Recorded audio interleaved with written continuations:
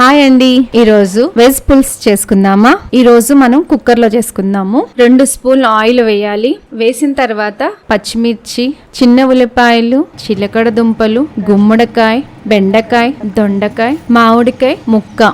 ఇప్పుడు పసుపు, కారం, ఉప్పు, టమాటా ప్యూరీ, వాటర్ 2 కప్పులు పోసుకుని మూత పెట్టి 2 విజిల్స్ రానివ్వాలి. బాండీ తీసుకుని ఆయిల్ 1 స్పూన్ వేసుకున్నాను.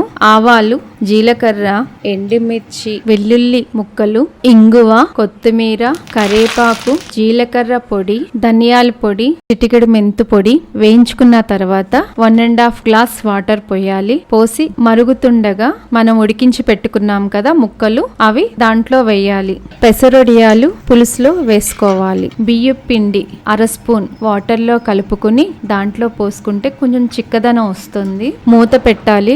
10 నిమిషాలు ఉడికించాలి. ఉడికించి కొత్తిమీర కొద్దిగా వేసుకోవాలి. ఒకసారి ఇలా ట్రై చేయండి.